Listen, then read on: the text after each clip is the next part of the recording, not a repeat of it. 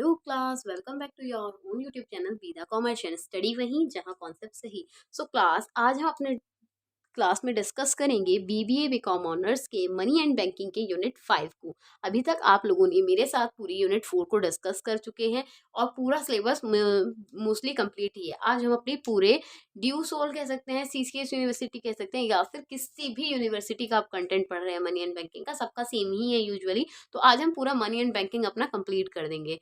तो money and banking में आज हमारा जो यूनिट 5 है उसके टॉपिक का नाम क्या है? Central banking and monetary policy. तो central banking and monetary policy में आज हम क्या जानेंगे और कौन कौन से टॉपिक को कवर करेंगे, सबसे पहले वो जान लेते हैं। तो शुरू करते हैं टॉपिक वी कवर से।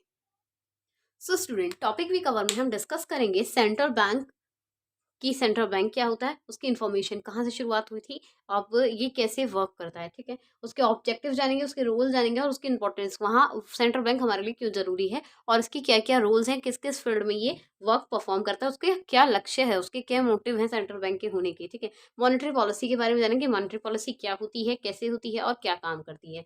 रोल क्या है मॉनेटरी पॉलिसी के और उसकी इंपॉर्टेंस क्या है, अगर मॉनेटरी पॉलिसी नहीं होगी तो क्या क्या हानि हो सकती है, या हो है तो उससे क्या क्या फायदे हैं, ठीक है। और current monetary policy in India की, आप करंट में कौन सी मॉनेटरी पॉलिसी को हम फॉलो कर रहे हैं, ये सब टॉपिक है हमारे यूनिट 5 में जिसको आज हम डिस्कस करेंगे। सो बेसिकली अब हम जानेंगे सबसे पहले अपने टॉपिक नंबर 1 के बारे में। हैशटैग टॉपिक नंबर 1 हमारा क्या है? Central bank. तो व्हाट इज सेंट्रल बैंक, ये जानेंगे। तो जैसे कि मैंने आपको अपनी लास्टली वीडियो में कहा था कि अब मैं आपको हर चीज को पढ़ने के पीछे का वाई बताऊंगी, तो आज हमारे इस टॉपिक को पढ़ने के पीछे का वाई क्या है?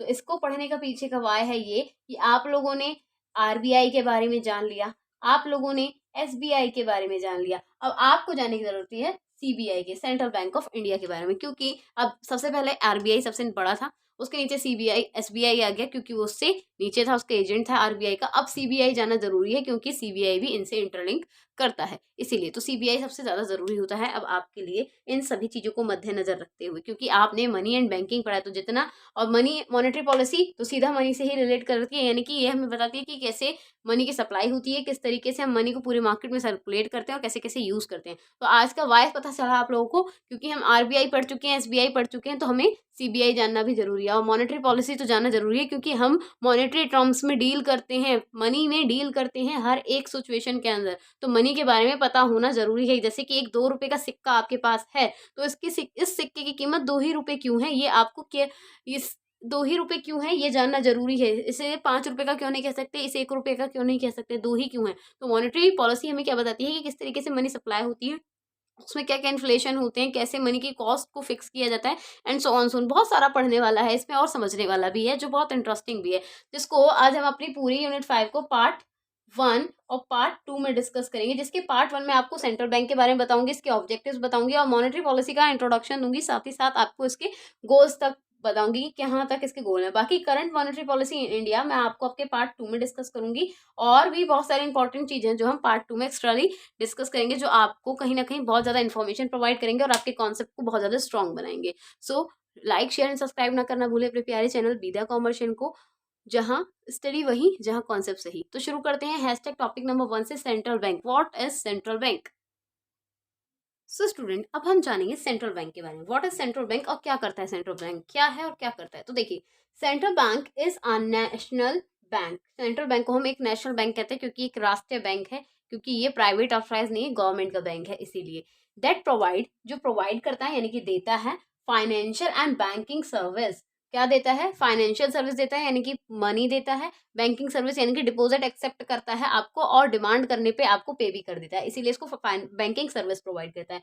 फॉर इट कंट्रीज गवर्नमेंट, ठीक है, इट्स है यहाँ पे कंट्रीज यानी कि अपनी कंट्री के गवर्नमेंट को, यानी कि गवर्नमेंट यानी कि जो सरकार है, जो पब्लिक है, उन सभी को बैंकिंग सर्विस प्रोवाइड करता है और फाइनेंशियल सर्विस प्रोवाइड करता है। एंड कॉमर्शियल बैंकिंग सिस्टम को भी ये हेल्प करता है साथ साथ, यानी कि जितने भी प्राइवेट और पब्लिक सेक्टर हैं बैंकिंग के, उनको भी मदद करता है ये। It is a main functions to include issuing currency. इसका मेन फंक्शन क्या है?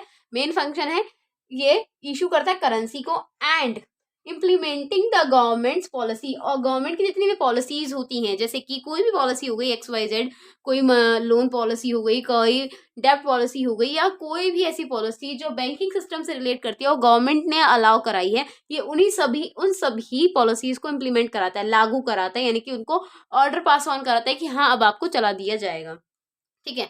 And it's goal to stable the nation's currency, और इसका गोल क्या होता है कि ताकि ये स्टेबिलिटी बना के रखें, जो हमारे नेशनल इनकम है, जो हमारे नेशन की इनकम है, उसको स्टेबल रखे, उसमें ज़्यादा उतार चढ़ाव ना है, ज़्यादा बढ़ेगा तो भी फॉल्ट होगा, ज़्यादा घटेगा तो भी फॉल्ट होगा, उसको स्टेबिलिटी बना के रखे उसके बीच में। एंड कीप अनएम्प्लॉयमेंट लो, जो हमारे यहाँ अनएम्प्लॉयमेंट है, यानी कि जितने भी लोग जॉब नहीं कर पाते, जिनके पास वर्क नहीं है, देखिए आप विजिबल हो रहा है ये, उन सबको अनएम्प्लॉयमेंट कम हो सके हमारी कंट्री का, और प्रिवेंट प्राइस, यानी कि जो प्राइस राइज होता है, जो पैसा बढ़ता रहता है, मुद्रा की जो कीमत होती है, मनी की जो कीमत होती है वो बढ़ती रहती है, वो बढ़े ना, ठीक ठाक रहे, ज़्यादा बढ़ेगी तो बहुत ज़्यादा लॉस होगा। तो यानी कि सेंट्रल बैंक क्या करता है, central bank is a national bank, central bank को हम एक नेशनल बैंक कहेंगे, जो प्रोवाइड करता है क्या, financial and banking service provide करता है अपनी कंट्री को और उसकी गवर्नमेंट को, कॉमर्शियल बैंकिंग सिस्टम को भी। साथ ही साथ ये इसका मेन फंक्शन क्या है, इशू करता है करेंसी को और इम्प्लीमेंट करता है गवर्नमेंट पॉलिसी को, और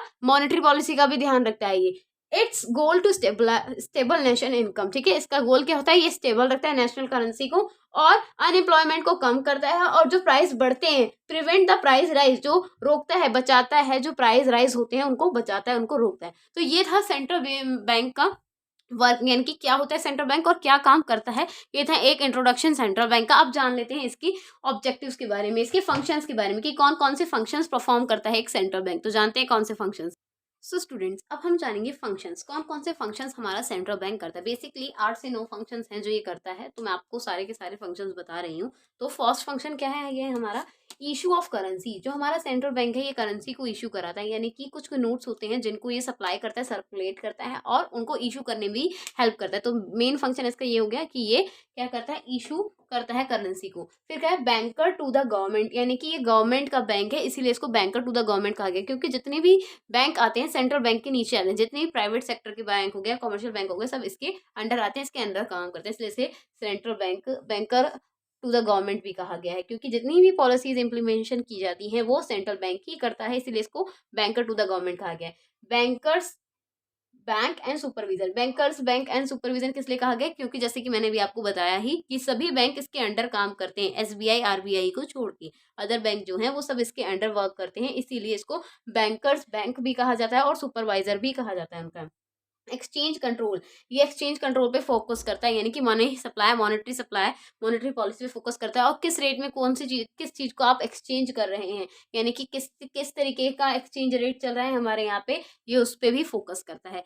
फिर क्या है, control of credit and the money supply, ये कंट्रोल करता है क्रेडिट, यानी कि जितना आप ले रहे हैं बैंक से या किसी अदर फॉर्म से उसके ऊपर मनी सप्लाई का कंट्रोल लगता है, ठीक है, कि कितने पैसे में कौन सी चीज़ कहाँ सप्लाई होनी चाहिए, उस चीज़ पे फोकस करता है ये।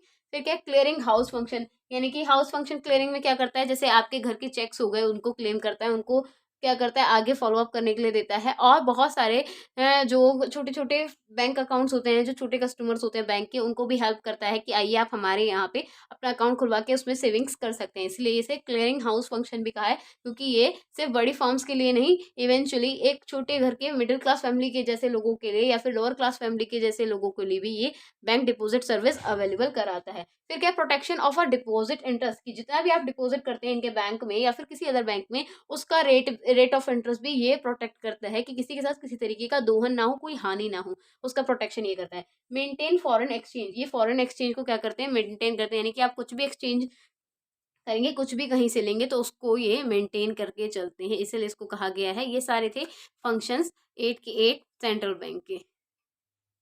सो स्टूडेंट, अब हम जानेंगे सेंट्रल बैंक के रोल और उसकी इंपॉर्टेंस। तो आज अब अभी पहले हम बात कर रहे हैं 5 रोल प्ले करता है हमारा सेंट्रल बैंक, जिसमें सबसे पहला है इन्फ्लेशन। इन्फ्लेशन का मतलब जानते हैं ना आप, जो मनी सप्लाई की जाती है, जिसे हम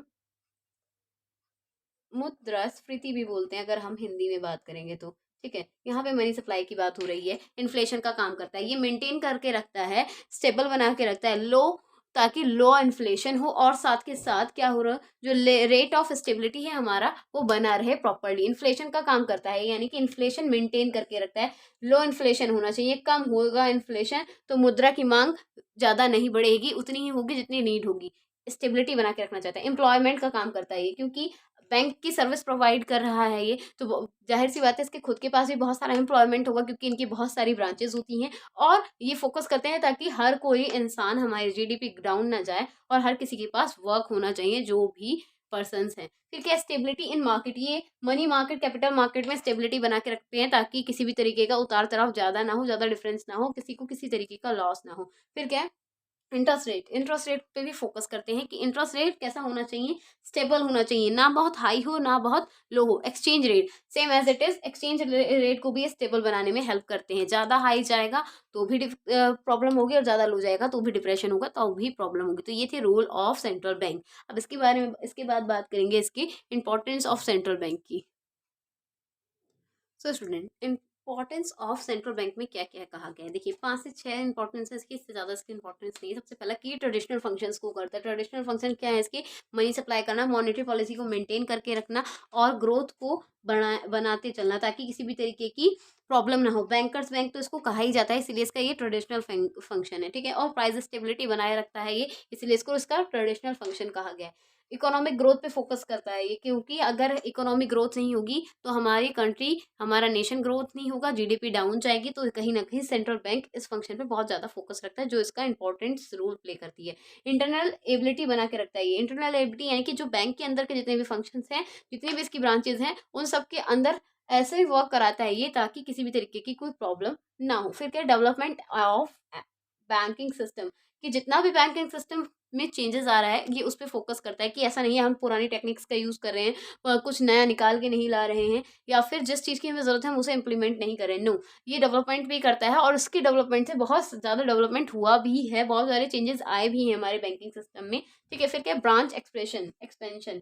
ब्रांच एक्सपेंशन में क्या होता है कि ये अपनी ब्रांचेस को भी एक्सपेंड करते हैं ज़्यादा से ज़्यादा, कि जितने ज़्यादा सेंट्रल बैंक्स होंगे उतने ही ज़्यादा अच्छी सर्विस हम पूरे कंट्री में प्रोवाइड कर पाएंगे और कंट्री के लोगों को सर्व कर पाएंगे। तो ये थी हमारी 5 इंपॉर्टेंस ऑफ सेंट्रल बैंक। तो क्लास आज के लिए इतना ही। हम अपने पार्ट 2 में डिस्कस करेंगे अपना रेस्ट ऑफ टॉपिक जितना बचा हुआ है। और अभी सेंट्रल बैंक आज हमने पूरा कंप्लीट कर लिया है। इसके बाद मॉनेटरी पॉलिसी के बारे में पढ़ेंगे डिटेल में, क्या होती है, कैसे होती है, और सेंट्रल बैंक उसमें क्या क्या काम करता है, कैसे कैसे हेल्प करता है। Take care class, bye bye. अगर वीडियो पसंद आई तो लाइक शेयर एंड सब्सक्राइब करना ना भूलें अपने प्यारे चैनल बीदा कॉमर्शियल को। स्टडी वहीं जहाँ कॉन्सेप्ट सही। Bye class.